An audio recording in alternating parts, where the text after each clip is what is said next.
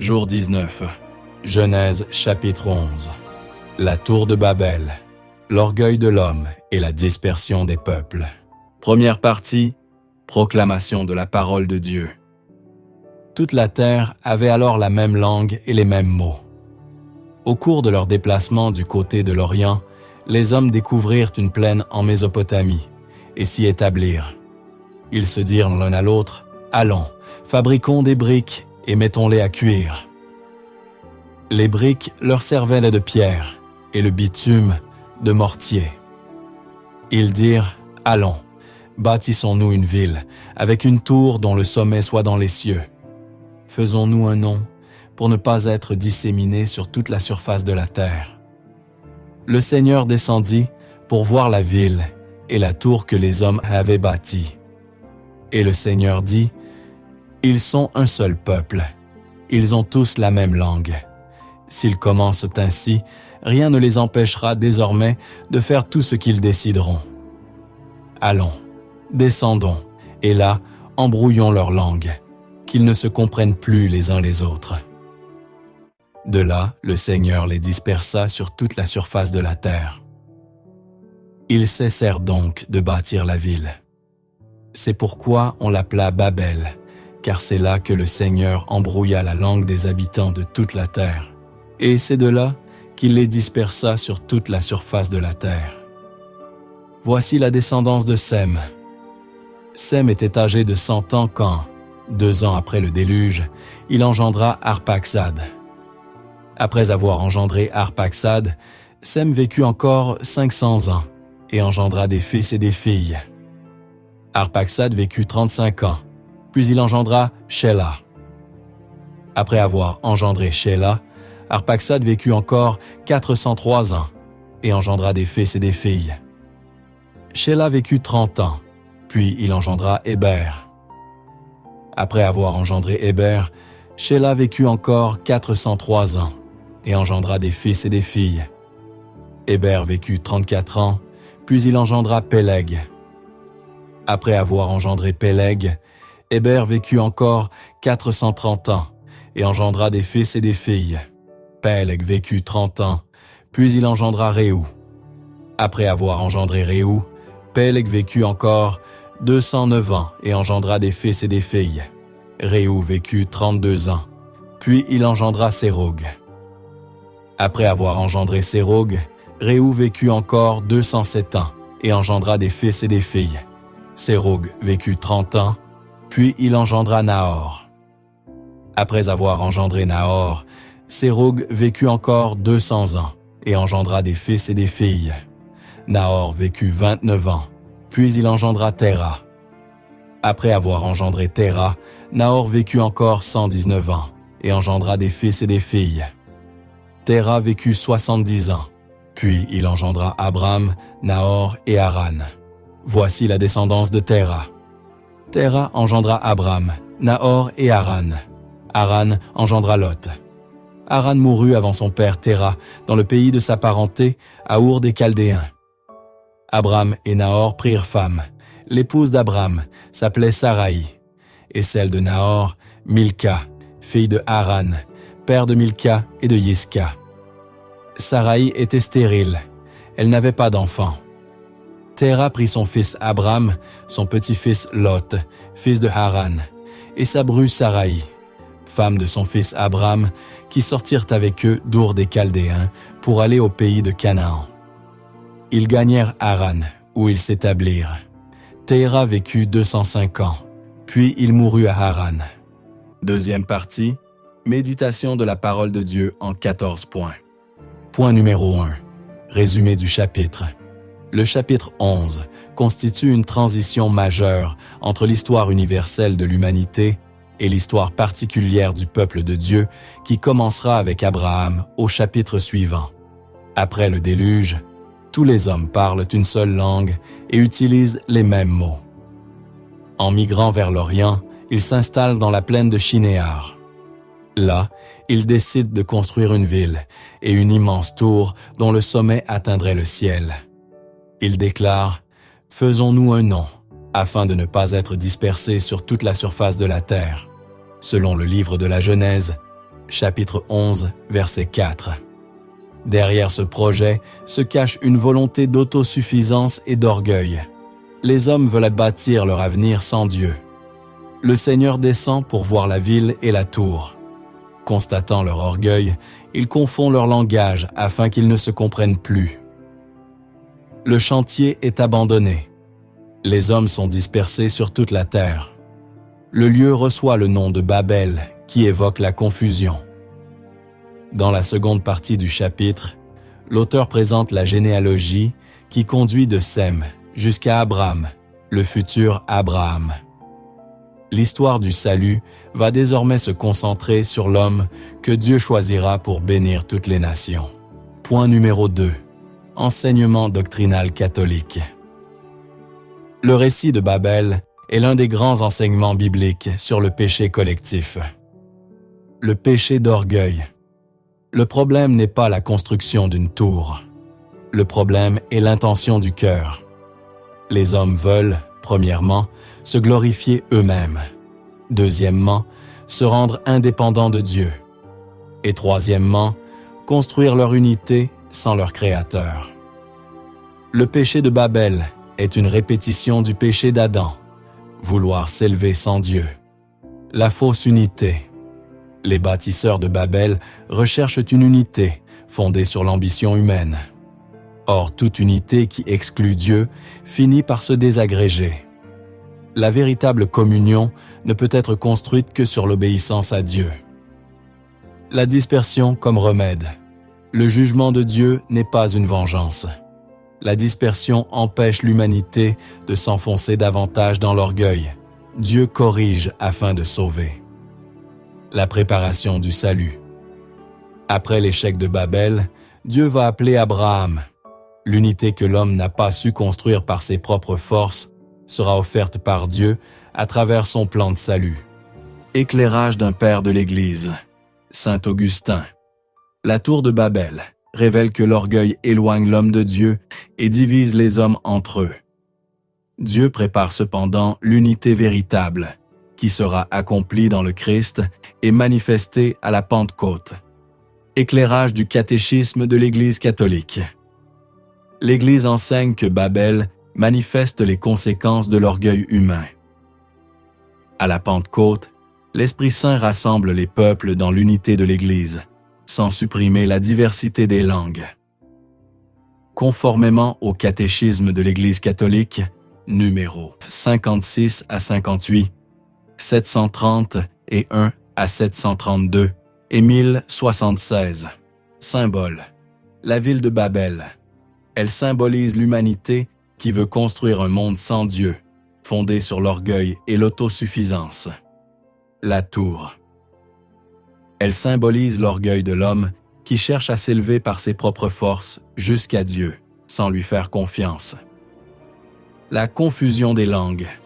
Elle symbolise les divisions nées du péché. Elle trouve son contraire à la Pentecôte, où l'Esprit Saint rétablit l'unité dans la diversité. Les langues dispersées. Elle symbolise la diversité des peuples. Dans le dessein de Dieu, cette diversité est appelée à être unie dans l'Église et non à être source de division. Point numéro 3. Ce que ce chapitre révèle sur Dieu. Dieu est souverain. Les projets humains ne peuvent contrecarrer son dessein. Même les plus grandes puissances demeurent limitées devant lui. Dieu connaît les intentions du cœur. Le Seigneur ne regarde pas seulement les actions extérieures. Il voit les motivations profondes. Il discerne l'orgueil caché derrière les apparences. Dieu corrige par amour. La confusion des langues apparaît d'abord comme une sanction. En réalité, elle devient un moyen de protéger l'humanité contre une plus grande rébellion. Dieu prépare toujours un chemin de salut. Au moment même où Babel échoue, Dieu prépare Abraham. Chaque fois qu'une porte se ferme dans l'histoire humaine, Dieu ouvre un nouveau chemin. Point numéro 4. Ce que ce chapitre m'enseigne sur l'homme. L'orgueil est un danger permanent. L'homme est toujours tenté de vouloir réussir sans Dieu. Cette tentation demeure actuelle. Je peux construire des projets, des œuvres, ou même une vie religieuse centrée sur moi-même plutôt que sur Dieu. Je dois chercher la gloire de Dieu et non la mienne. Les bâtisseurs veulent se faire un nom. Le chrétien est appelé à glorifier le nom de Dieu. Toute réussite doit demeurer humble. Dieu n'est pas contre les grandes œuvres. Il est contre l'orgueil qui les accompagne parfois. Je suis appelé à bâtir avec Dieu. Les projets fondés sur Dieu portent du fruit. Les projets fondés sur l'orgueil finissent par s'effondrer. Point numéro 5. Ce que ce chapitre annonce de Jésus-Christ. Le chapitre 11 annonce plusieurs réalités accomplies dans le Nouveau Testament. Babel annonce la Pentecôte. À Babel, premièrement, les langues sont divisées. Deuxièmement, les hommes ne se comprennent plus. Et troisièmement, les peuples sont dispersés. À la Pentecôte, premièrement, l'Esprit Saint descend. Deuxièmement, les peuples entendent le même message. Et troisièmement, l'Église rassemble les nations. Ce que Babel a brisé, la Pentecôte commence à le restaurer. Jésus est le véritable chemin vers le ciel. Les hommes veulent atteindre le ciel par leurs propres moyens. Jésus descend du ciel pour conduire les hommes vers le Père. Le salut est un don, non une conquête humaine. L'Église est l'unité nouvelle voulue par Dieu. L'unité que les hommes ont cherchée vainement à Babel est réalisée progressivement dans l'Église. Cette unité ne repose pas sur la puissance humaine, mais sur l'Esprit Saint. Abraham prépare la venue du Christ. La généalogie finale conduit à Abraham. À travers Abraham viendra Israël. À travers Israël viendra le Messie. À travers le Messie viendra le salut du monde. Point numéro 6. Point de louange au Père. Dieu le Père, tu es le Seigneur de l'histoire et le Maître des nations. Tu conduis les peuples selon ton dessein et tu renverses l'orgueil des hommes pour établir ton royaume. Je te loue et je t'adore. Point numéro 7. Point de louange à Jésus. Jésus, tu es le chemin qui conduit au Père. Tu es la porte du ciel que les hommes cherchent en vain par leur propre force. En toi, nous trouvons le salut et l'unité véritable. Je te loue et je t'adore. Point numéro 8. Point de louange au Saint-Esprit. Esprit Saint, tu es l'artisan de la communion et de l'unité. À la Pentecôte, tu as commencé à guérir la division de Babel et à rassembler les peuples dans une même foi. Je te loue et je t'adore. Point numéro 9. Verset incontournable à mémoriser. Livre de la Genèse, chapitre 11, verset 4. Faisons-nous un nom. Pourquoi mémoriser ce verset? Parce qu'il révèle l'une des tentations les plus profondes du cœur humain. Rechercher sa propre gloire plutôt que celle de Dieu. Point numéro 10. Promesse biblique à proclamer. Livre de la Genèse, chapitre 11, verset 9, à la lumière de la Pentecôte. Même lorsque les divisions semblent triompher, Dieu prépare toujours une œuvre d'unité plus grande. Prière de proclamation. Seigneur, délivre-moi de l'orgueil et apprends-moi à chercher ta gloire plutôt que la mienne. Que ton esprit fasse grandir l'unité dans mon cœur, ma famille et ton Église. Point numéro 11. Prière inspirée du chapitre. Père très saint, garde-moi de l'orgueil qui éloigne de toi. Apprends-moi à bâtir ma vie sur ta parole et non sur mes propres forces. Que tout ce que j'entreprends soit pour ta gloire et non pour la mienne. Fais de moi un artisan d'unité et de paix. Par Jésus-Christ notre Seigneur. Amen. Point numéro 12. Comment utiliser ce chapitre dans ma prière et mon intercession? Je peux prier, premièrement, pour être délivré de l'orgueil. Deuxièmement, pour l'unité de l'Église. Troisièmement, pour l'unité dans les familles. Quatrièmement, pour les peuples divisés par la guerre. Cinquièmement, pour les dirigeants des nations. Sixièmement, pour les communautés chrétiennes. Septièmement, pour apprendre l'humilité. Et huitièmement, pour accueillir l'action du Saint-Esprit. Point numéro 13, guérison dans ce chapitre. Pas de guérison physique notable dans ce chapitre. Point numéro 14, résumé pratique. Ce que je crois. Premièrement, Dieu est le maître de l'histoire. Deuxièmement, l'orgueil éloigne de Dieu. Troisièmement, la véritable unité vient de Dieu. Quatrièmement, Jésus est le seul chemin vers le Père. Et cinquièmement, la Pentecôte commence à réparer Babel. Ce que je dois vivre. Premièrement, cultiver l'humilité. Deuxièmement, chercher la gloire de Dieu. Troisièmement, favoriser l'unité autour de moi. Et quatrièmement, construire ma vie sur la parole du Seigneur. Ce que je dois retenir.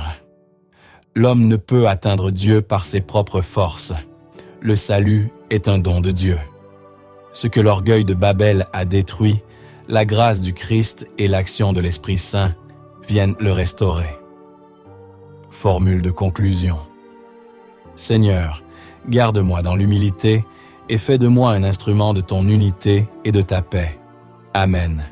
Point spirituel majeur de Genèse chapitre 11. Babel est guéri par la Pentecôte. Là où les hommes ont voulu monter vers Dieu par leur propre puissance, Dieu est descendu vers eux par son amour. Babel représente l'orgueil humain. La Pentecôte représente la grâce divine. Toute la Bible va maintenant se concentrer sur un homme choisi par Dieu pour bénir toutes les nations. Abraham, le père des croyants. Le chapitre 12 est l'un des chapitres les plus importants de toute l'Écriture. Avec l'appel d'Abraham commence directement l'histoire de l'Alliance qui conduira jusqu'à Jésus-Christ. Rejoignez-nous en envoyant votre demande aux 2 numéros WhatsApp affichés ou en cliquant sur le lien en description de cette vidéo pour lire en communauté la Bible de A à Z avec des commentaires inspirés. Baignez dans l'onction d'Esprit Saint et de puissance et recevoir d'abondantes grâces.